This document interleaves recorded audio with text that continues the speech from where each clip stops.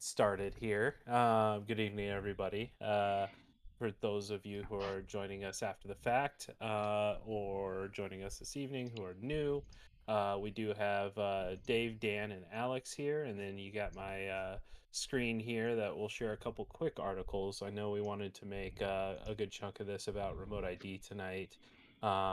We have done some live streams and not live streams, recordings with a couple different folks from around the UAV sphere.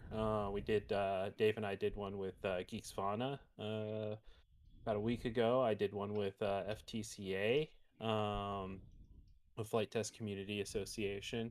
And Dave also was on with Joshua Bardwell. So I think we answered a lot of the questions through those, but we also wanted to, you know, go through some of the misnomers for anybody who didn't get an opportunity to watch one of those, and kind of just touch base with our exclusive folks too. So, but first off, I wanted to I wanted to take a little trip down memory lane. This actually comes from SUAS News. This was a document from NASA in 1976 on the civil uses of remotely piloted aircraft. So, which today we call those unmanned aerial systems. We still call them remotely piloted aircraft as well. But this was a document that came out of NASA in the 1970s. This is a 328-page document that I am not going to go through everything on, but I will. Let me link these in between Dan's linkies here. And Alex, that's the year I graduated high school. That's a long time ago. It is. It is. I was So one alive. of That's almost the time when my parents were born too. oh, jeez. Oh my goodness. So, one of the pages I pulled out of here was a list of different civil uses for remotely piloted aircraft. And the neat thing about this is comparing them to how we are using UAS today. So, in here we've got small area. Let me blow this up a little bit. Let's see. I think I can make it a little bigger for everybody. We have small area surveillance is the top heading, and then we got security of high value property, surface mine patrol, oil spill cleanup direction, wildfire mapping, ice flow scouting, spray block marking and tracking, and ground truth verification. I would imagine that's kind of like surveying. Ground truth Ground truth. verification. Not the false ground, but the real ground. Right. And then for large area surveillance, you got search and rescue, wildfire detection, fishing law enforcement, oil spill detection, ice mapping, fish spotting, law enforcement, and surface resource surveys. Linear patrol for pipelines, highways, border patrol, power lines, waterway and shoreline pollution detection. Aerial spraying, you have agriculture, wilderness, wildfire fighting. For communications relays, we've got ad hoc and permanent. Atmospheric sampling for storm research, meteorology, and mapping pollutants. For monitoring ground sensor, you have detecting activities, monitoring cathodic protection of pipelines, and emergency rescue beacons. Aircraft research for aerodynamic testing and remote measurements, air-to-air surveillance, and security of nuclear materials in transit. Yeah, I want to So look up cathodic protection of pipelines. yeah, that's interesting. So, but out of all of these, I mean, a lot of these are being used today. We've got um, different organizations using the what's called the linear patrol, inspecting pipelines, inspecting highways, inspecting rail lines, something that's not even mentioned here. I know BNSF uses UAS to inspect their lines. We've got agriculture uses for spraying. I for wildfire detection. I'm sure that's being used, as well as wildfire fighting, and wildfire management. There's drones that will distribute pellets that when they hit the ground, they'll do small burns, like back burns, to prevent to create space so wildfires don't spread. They're definitely being used for survey.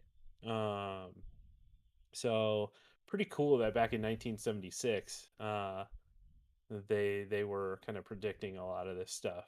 I'm gonna go through probably and read this entire thing. I just found it today and I thought it was pretty incredible. But it's a pretty cool thought experiment for remotely piloted aircraft. And granted, aircraft have existed for a long time, and anything that a manned aircraft can do, a UAS can do as well. I think just the smaller form factor and some of the things that they pointed out, and I'll go back to the article from SUAS. In-depth interviews with more than 60 potential users were made, and 35 specific uses are identified and defined. 9 of those uses are selected as representative. Detailed functional and performance requirements are derived for remotely piloted vehicle systems. Total system costs for development, purchase, and operations are estimated for the systems, and cost comparisons are made with competing for non-RPV alternatives. The potential market demand for remotely piloted vehicles systems is estimated in the uses for which RPVs show a cost advantage. They showed a potential demand for 2,000 to 11,000 remotely piloted vehicle systems. Versus the how many millions that we currently have. only a couple thousand ever, yeah. Hey, yeah. It's like So, way back when computers were first being a thing, and people were saying, oh, there might be a few dozen in the country, kind of thing. just what I was gonna say. The IBM forecast for mainframes was 26. That's all the computers that the country needed, or the world. Right. The typical cost savings of 25 to 35% compared to non-RPV alternatives are determined. I would say that cost savings is several orders of magnitude now. I mean, how much does a helicopter cost or a plane cost versus the cost of a UAS, right? So massive savings by switching to a UAV system. Yeah, it's like 3 to 4 orders of magnitude. It's it's helicopter huge. to UAS is a good comparison. Yeah, so there appear to be no environmental problems, and the safety issue appears manageable, although collision avoidance remains the key safety issue. This is coming back from 1976. So, I mean, that still is definitely on the minds of folks from NASA, the FAA, and several other agencies to this day. But it's definitely a cool thing. So I do want to go through. I will read the whole thing. Some nice weekend reading, but really neat. All right, so I also wanted to revisit some of our favorite little UAS that we've covered on the show here today, and see how they're doing today. The first is going to be Snap's Pixie. If you remember, back in the when this first debuted, our biggest issue was a concern with utilizing this going forward in a remote ID environment.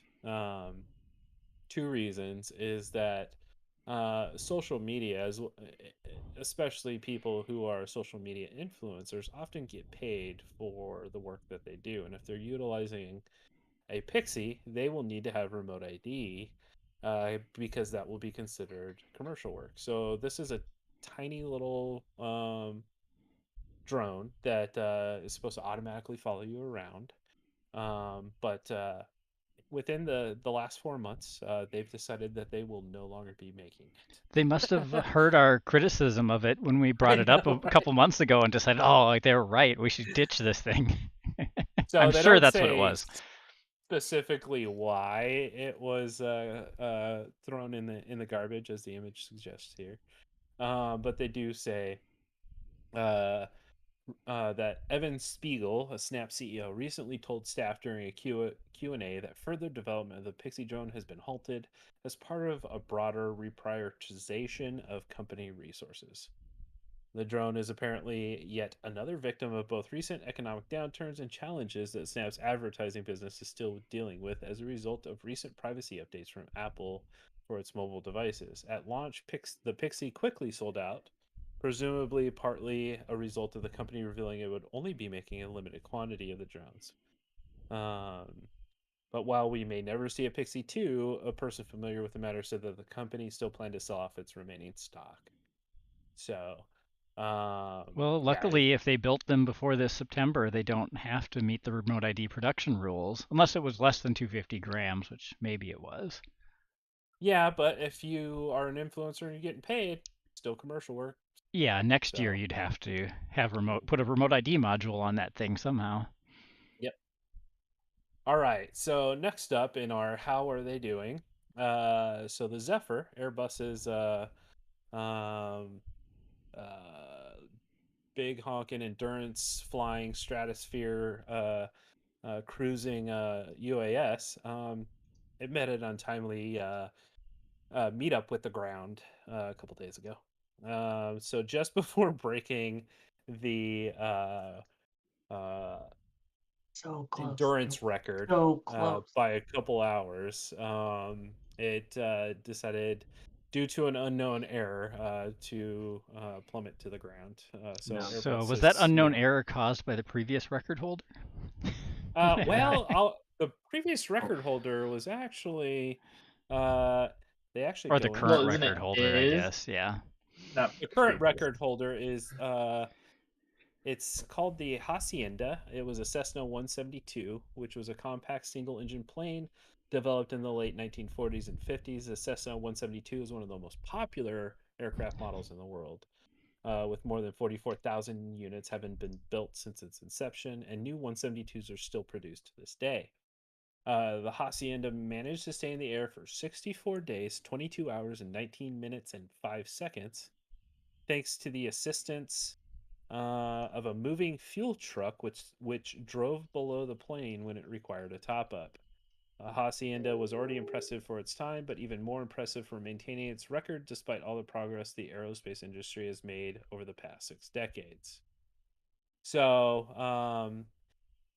this one, after a whopping 64 days of flight without a single stop, the Airbus Zephyr suffered from an unfortunate and unknown failure that sent the drone into a steep dive over the Arizona desert. According to Simply Flying, the craft reached speeds of over 4,500 feet per minute toward the end of its sudden descent. Airbus also offered the following comment to Simply Flying. Following the 64 days of stratospheric flight and the completion of numerous mission objectives, Zephyr experienced circumstances that ended its current flight.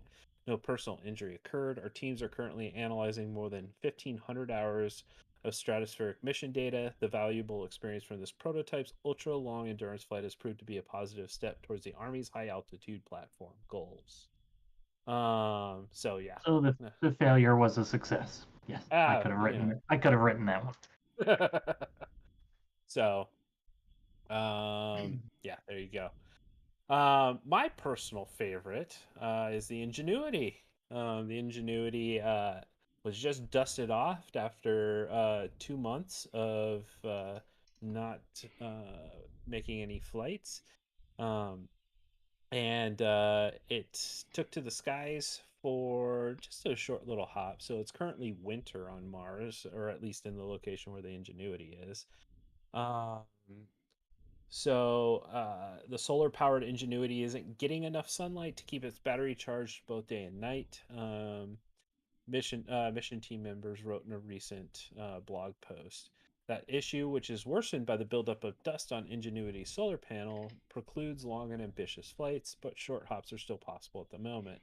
And the Ingenuity team decided to take the little rotorcraft out for a brief spin on Saturday to make sure it's still doing okay after experiencing more than 100 freezing cold Martian winter nights. The flight was designed to last 33 seconds and cover 6.5 feet of horizontal distance, and the Ingenuity apparently hit those marks. So it's still ticking. It's its 30th hop, and still doing its thing. So That's definitely crazy that it's still going when it was only supposed to do just a few hops, right? yeah, it was only supposed to do like 5 missions, I think, and it just keeps ticking. So super proud of the little thing. Hopefully someday we'll be able to go pick that up and rescue it. But all right, so then we've got Drone Firm announces a Virginia expansion and a college partnership.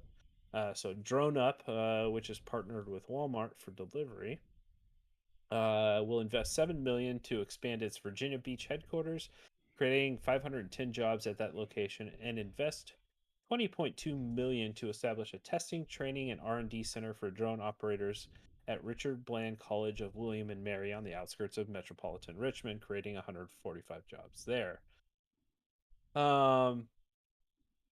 Walmart announced in May that it was partnering with DroneUp to bring drone deliveries to 4 million households by the end of the year, with packages sent aloft from delivery hubs based at local stores and then gently lowered by cable to a customer's yard. Packages, which are limited to 10 pounds, arrive in as little as 30 minutes for a $3.99 air delivery fee. In early tests, Walmart found the most popular item ordered this way has been hamburger helper.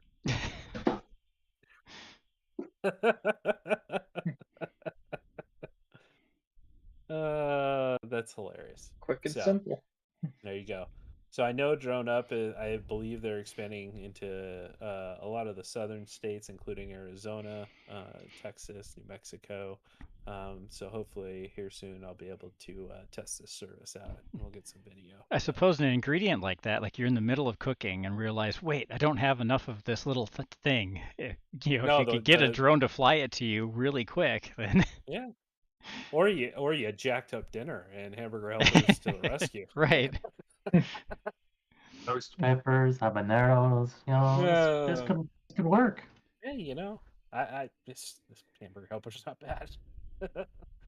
All right. So, and then last but not least, before we move into remote ID, is the FAA Drone Research awards 2.7 million for disaster preparedness and emergency response. This is a good one. 2.7 million has been granted to 5 universities in FAA Drone Research Awards, which will support work on leveraging drone technology for disaster preparedness and emergency response.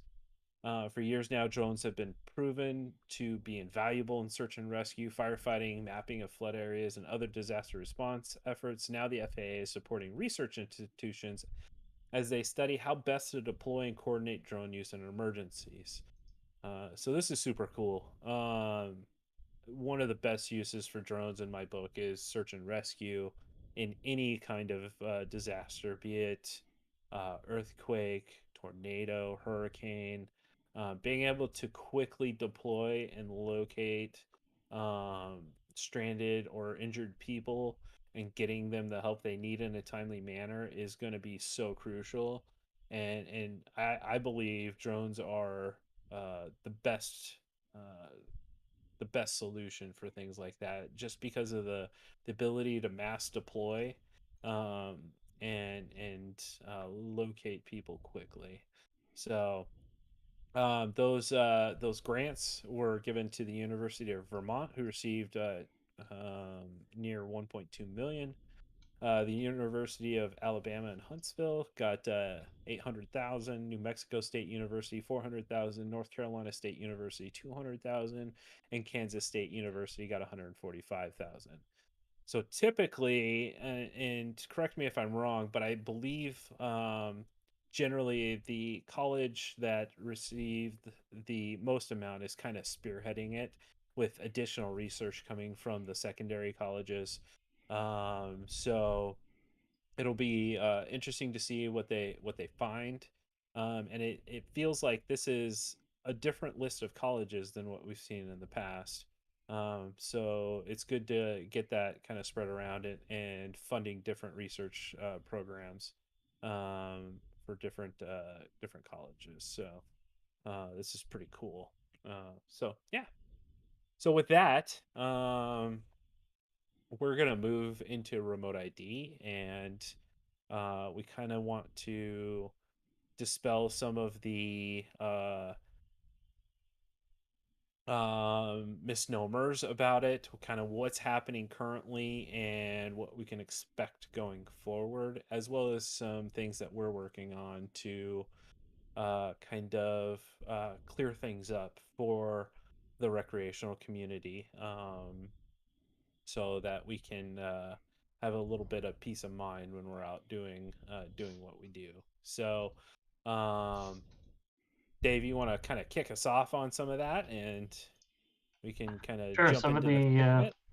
so the two of the areas that have been coming up a lot over the last couple weeks are FPV must be illegal, and Part 107 operation with a home built plus a a broadcast module. Is that legal?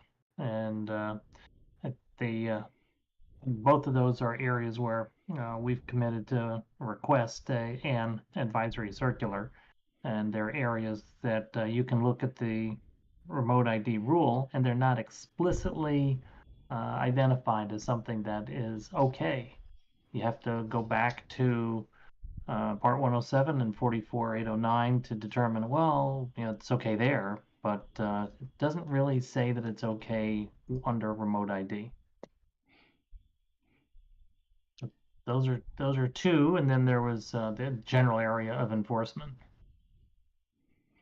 Okay, so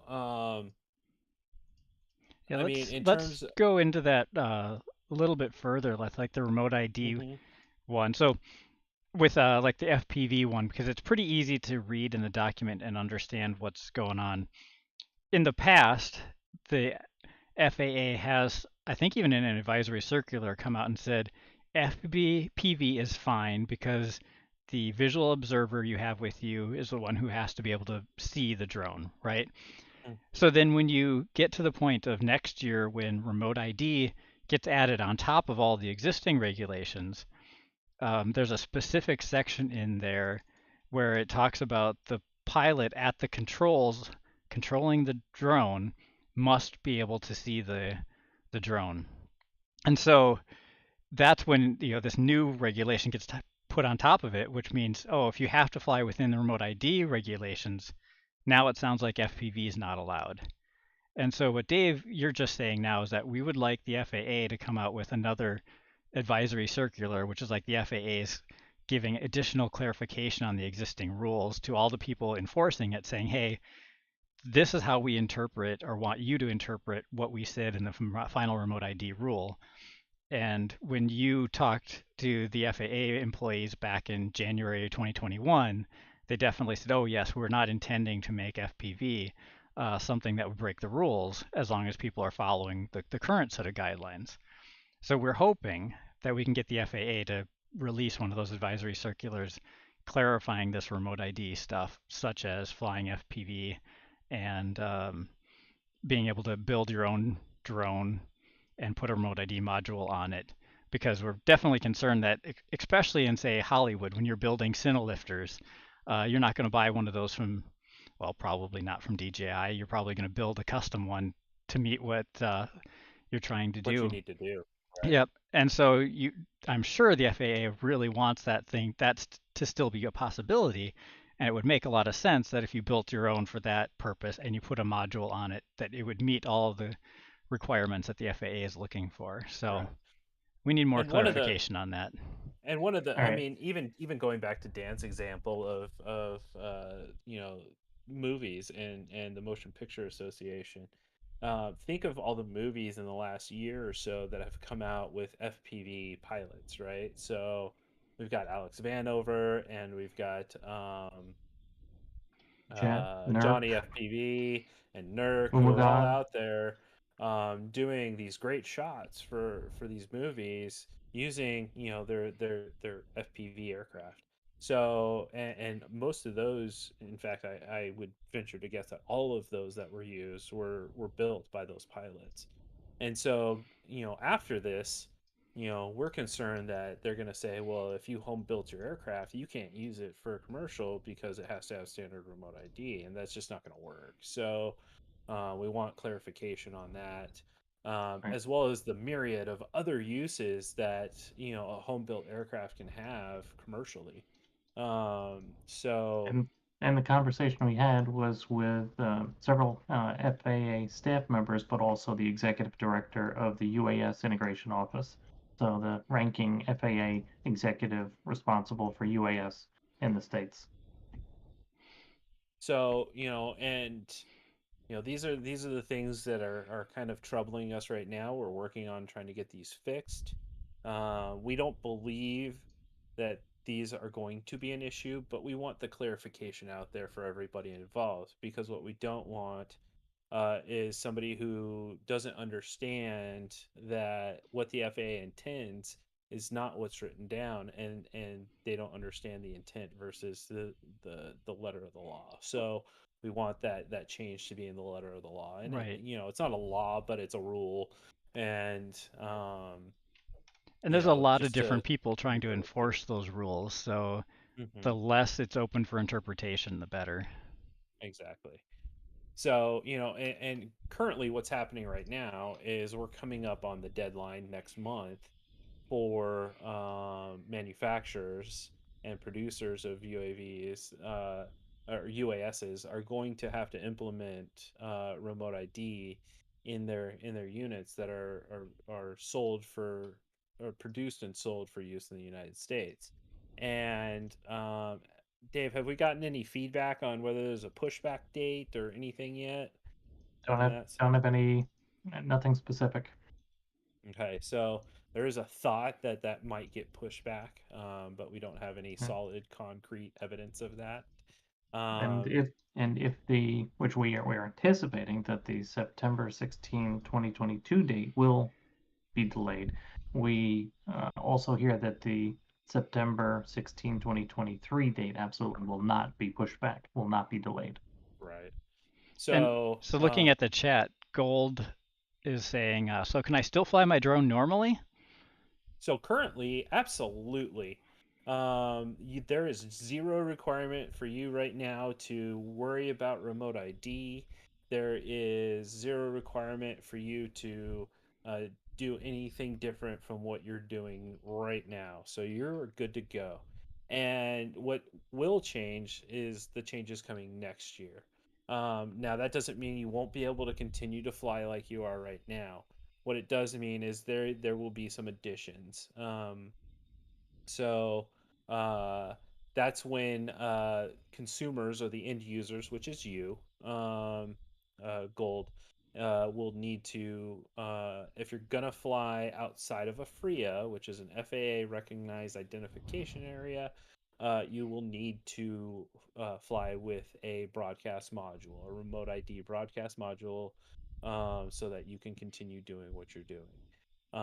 But that's not a concern right now for you. So keep doing what you're doing. And that is to say that goes for everybody. Okay, the hobby's not dying. It's not gonna die. It's not being regulated out of existence. There are some changes coming in the next year, but continue doing what you do. Continue doing what you love. Keep flying. So hugely, massively important message. Don't freak out. The sky's not falling. The hobby's not dying. So, um, but currently, the manufacturers and the producers are kind of up against it. And now that the ASTM standard has been approved by the FAA. We'll see where we lie. Last I checked, there were no approved DOCs, which is declarations of compliance for remote ID systems. And the other thing I would like to push out there is be careful, because there are a lot of there's several remote ID systems that are coming up right now, um, that are based off older standards. They're not FAA approved. They are, they haven't gone through the vetting process with the FAA. So please, please, please be careful if you're going to buy something. Make sure it's FAA approved. And in And fact, you want to see a reference to a document number, which is an FAA declaration of compliance, and then you'll be able to get that declaration of compliance, and in that will be a reference number to the means of compliance that was used. So it should be pretty easy to track down. There's good websites for the declaration and means of compliance. And I think one of the things we might do is we might put up a link just on our page to those approval pages, so that it can just be a self check for you. Because what I don't want people doing is spending money, hard-earned money, on something that won't cover their bases when it comes time for that. And keep in mind, they're not required. If you are not, they're not required until next year. So it's not a rush to go out and do this. So PV Devastator, he says, am I understanding correctly that if I'm flying under 250 grams and not making money, there is no remote ID required? Yes, you are correct. So if you basically, the rule is if you're flying sub 250, um, if it doesn't need to be registered, it doesn't need remote ID. So, and generally, if you're flying recreationally, under 250 grams, you don't need to register that, and you do not need to have remote ID.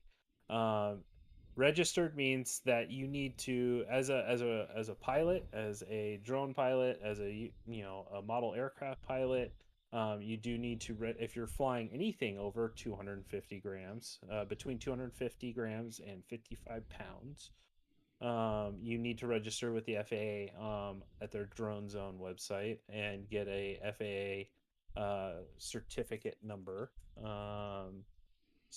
to stay in compliance with the regulations. And there's been some confusion about, for recreational, we register ourselves as the pilot, and we register once. I think it's $5 for 3 years, and we can have a whole bunch of aircraft. And if you're flying under Part 107, then you have to register each aircraft, and you have to have an individual remote ID device for each aircraft. And on recreational, you can move that remote ID broadcast module from aircraft to aircraft. Mm-hmm. So, yeah, it's definitely so PV, you're good to go if you're flying sub 250. It's the moment you kind of step over that into over 250 that you will need remote ID starting next year. So you don't need anything now. You're good to go, but starting next year. So And that'll be September 16th next year. So just want to clarify slightly too, when PB Devastator was asking about flying 250 and not making money, it's not the making money part, it's flying just for fun.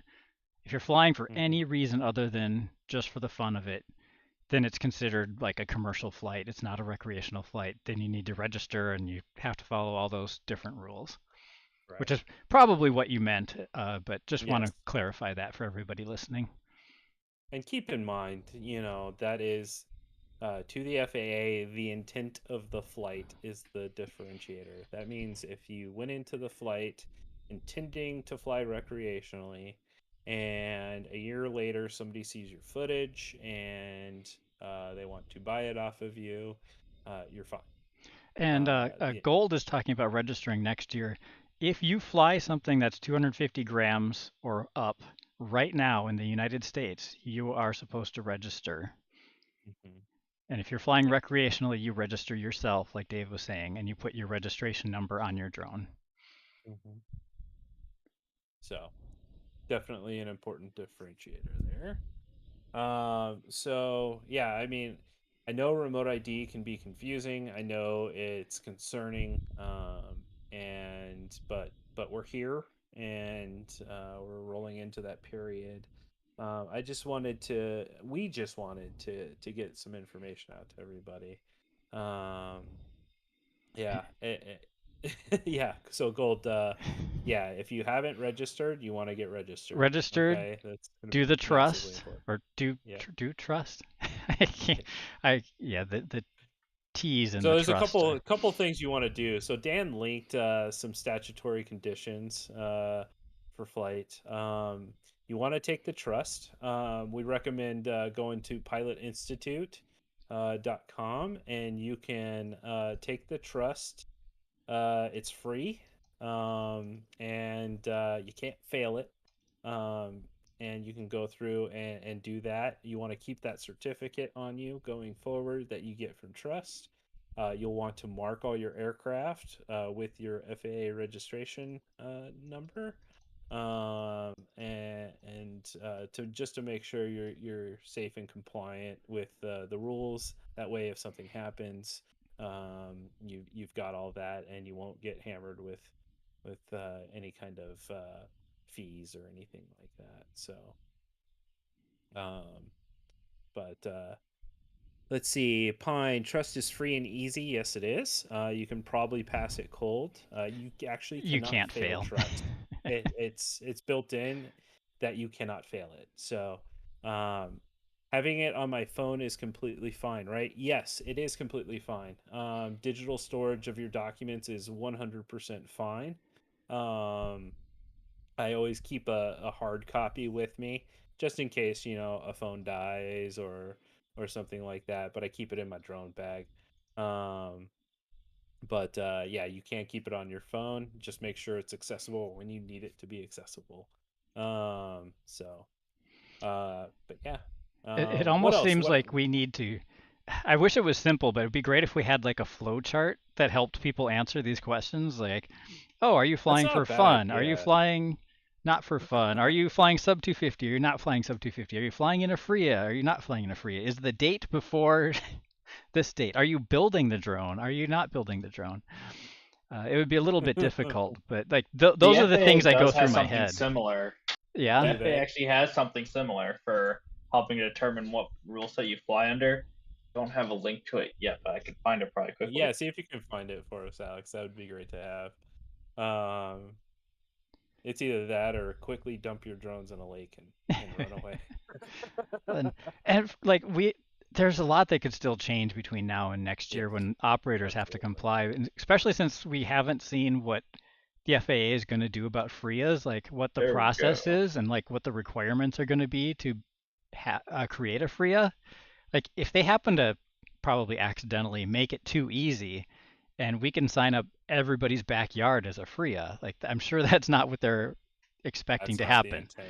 Yeah, But no. if they accidentally did that, like that would make things completely different. Or they could go the other way and make it extremely difficult and almost impossible to create a FRIA, which would really limit the places people could fly non-remote ID compliant drones. Right. So there's the link to the tool that the FAA has. Yeah, and it just walks you through it. Yeah, this Yeah. Which is basic great. little thing. Um, but yeah, I think a flowchart might be something we might need to add to our website. So couple things we need to do here. So we need a list to our DOCs and Another MOCs and a flowchart. another topic that has come up again again and again over the last several weeks is FRIAs and CBO. Mm-hmm. And So go ahead. go. So one of the rubs we're having right now is two different institutions can request a FRIA, and that's a CBO, which is a community-based organization. Something we're hoping to be, something the AMA is hoping to be, something FTCA is hoping to be, and educational institutions can request FRIAs. Um, so the problem is that the FAA currently has not defined a path for anybody to become a CBO. They have put in place guidelines, and guidelines that we follow. You have to have educational information. You have to um, have 501c hold a 501c3 nonprofit status, and a couple other hoops to jump through that we've all jumped through. But there's no current process to apply to become a CBO, which means no CBOs exist. The AMA is not a CBO. We're not a CBO. FTCA is currently not a CBO. So the rub is that nobody can apply for a FRIA except for educational institutions right now. But as far Even as I then, they know, can't either. there's no way for them To to apply apply for a for. FRIA either. Al- So Although, Josh, we're stuck in this. in the remote ID With- final rule, doesn't it say Says that the FAA will September begin 22nd. accepting applications for FRIAs in September?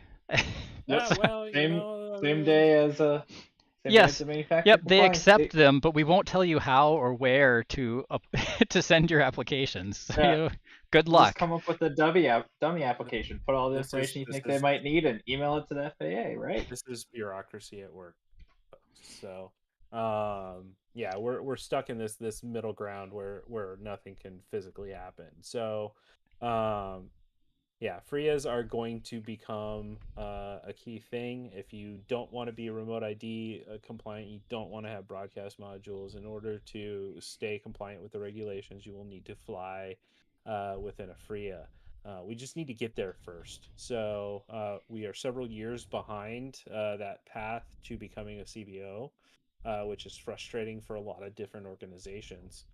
But we're hearing that there's some imminent processes coming. So, I mean, it was supposed to be imminent 2.5 years ago, but here we are. So, hopefully we get some movement on that.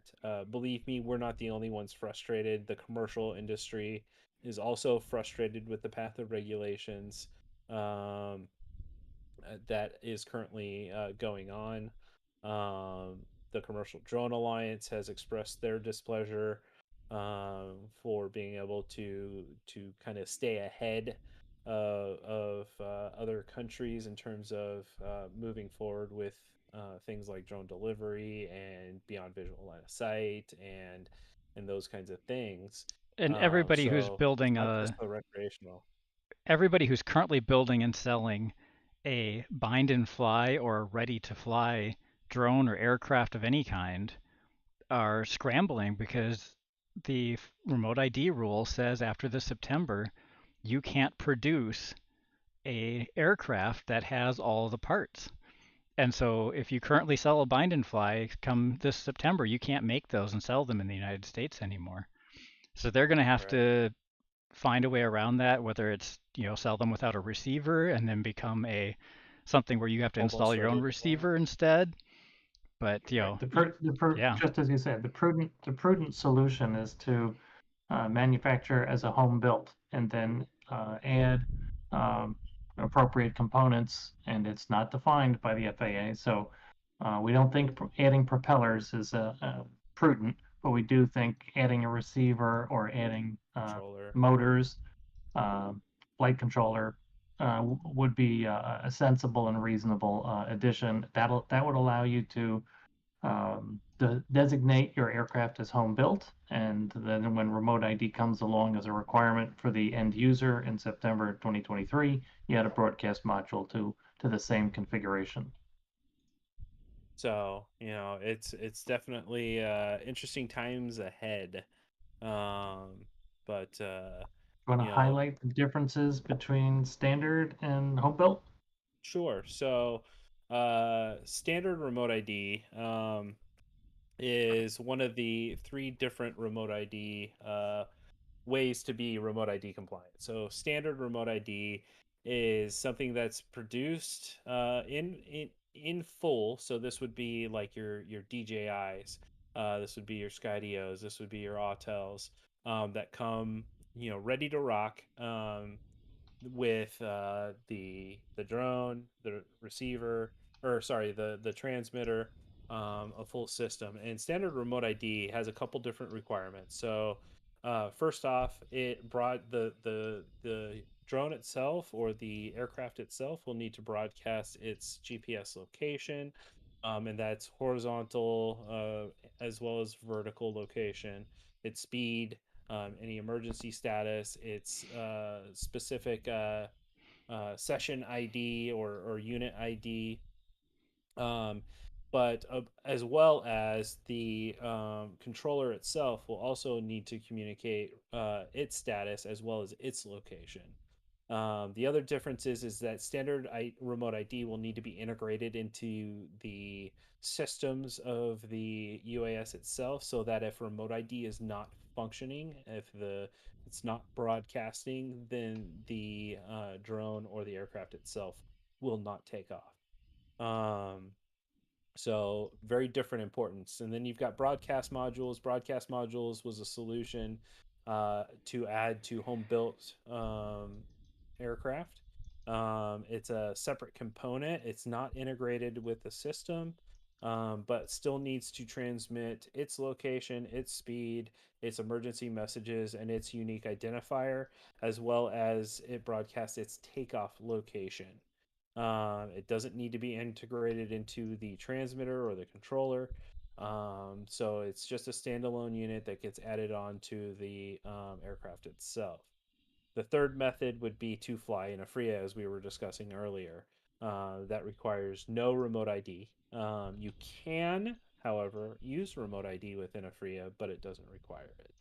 So, couple different distinctions. Also, broadcast module again will not be integrated with the drone itself. Therefore, if there's an issue with the remote ID, it will not stop you from arming your aircraft and flying. There have been some clever suggestions. Well, won't some manufacturers want to integrate the broadcast module function into a flight controller or a receiver?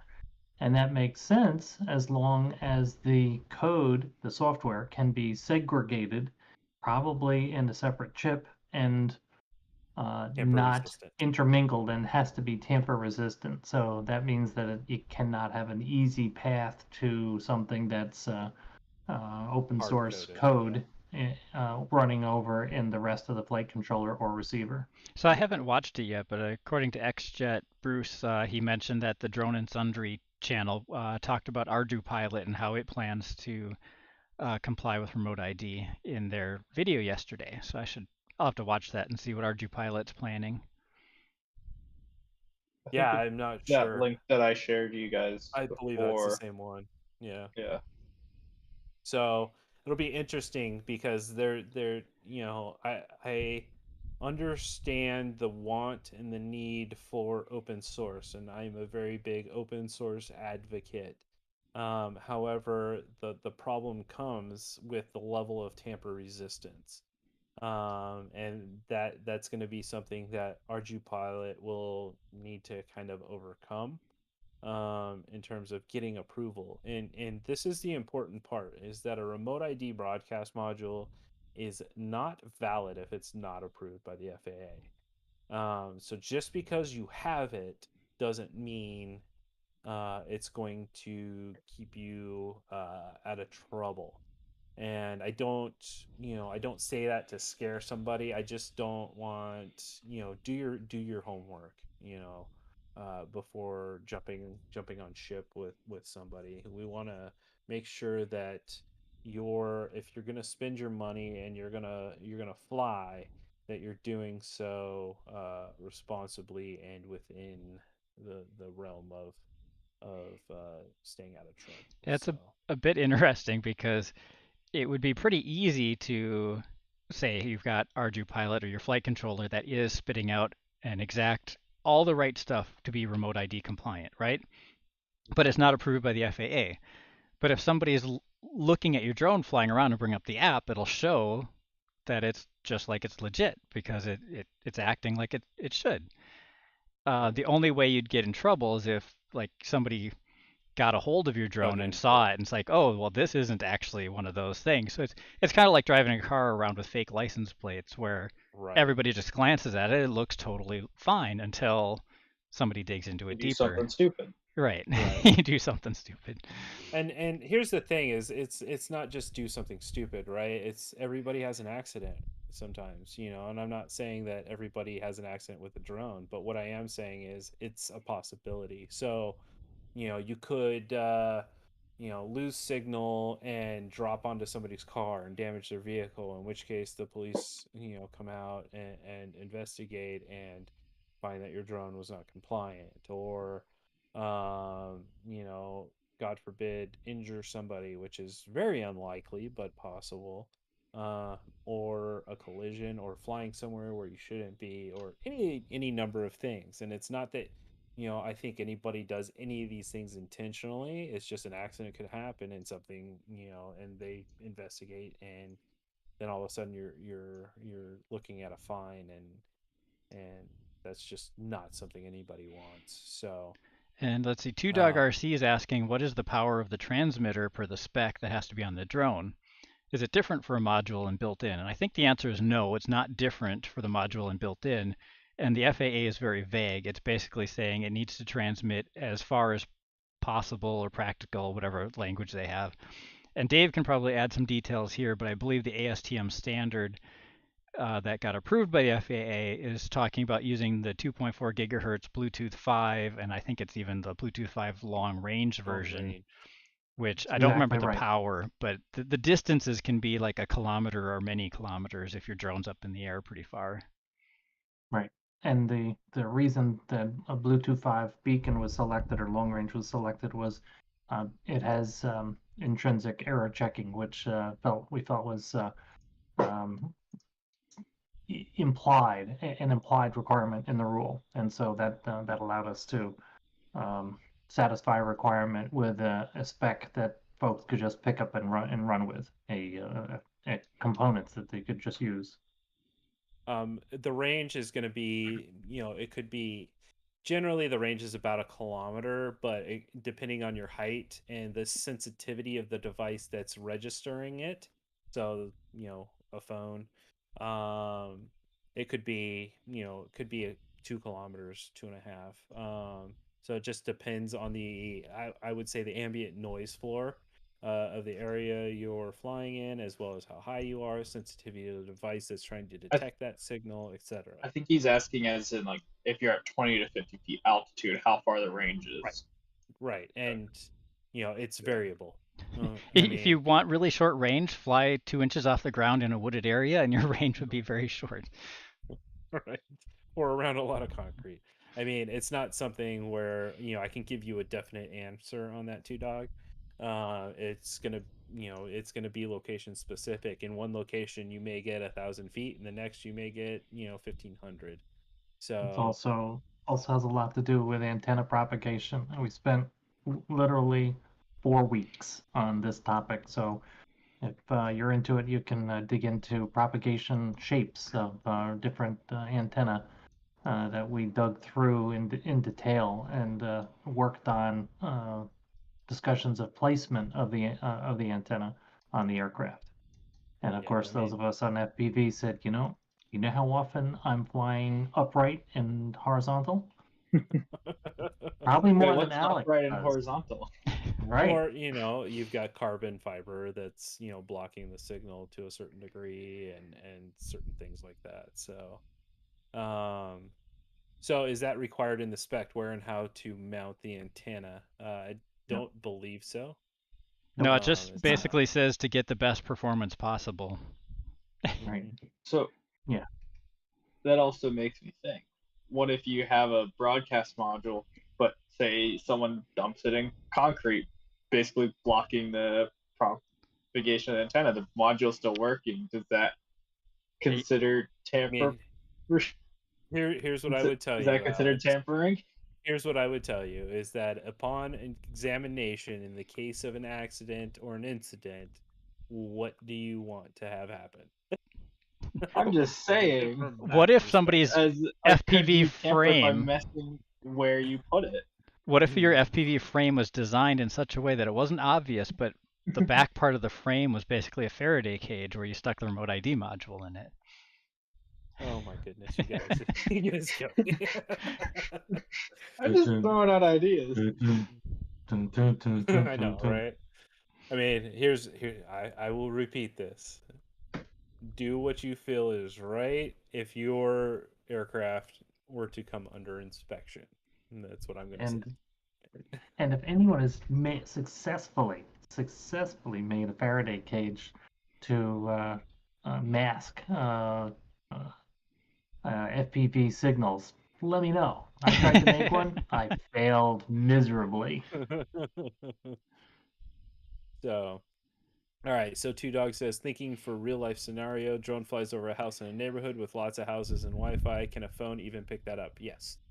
I would say if your phone can pick up your own Wi-Fi signal, it's going to be able to pick up that signal. If your phone can pick up your Bluetooth earphones, it's going to be able to pick up that drone. So there are going to be conflicting noise levels in terms of radio frequencies, and that will affect the range of that being able to get picked up. But your phone will be able to very quickly differentiate those signals. If I live in an urban environment. If I flip on Discover Wi-Fi, I get the 8 around me from the houses that are around me. It picks those up really quick. So yeah, it's So not going to be super.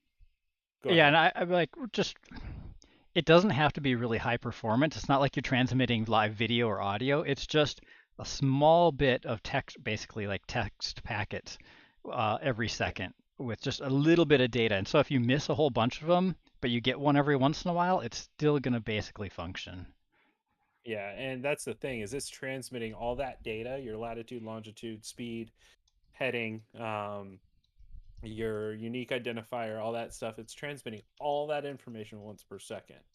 So depending on whatever the app is for detection, it'll be able to piece those over several different seconds of packets. I'm sure. And So Meat has a good question. He said he has a question. Just wondering what is the expectations are from the standard and the rule. And so the rule is very vague, and the standard does have a test plan in it. And so there's a bench set of tests, and there are flight tests. And so we specify the aircraft flying a pattern, and we want to have n number of positive receipts of the broadcast message over a set period of time.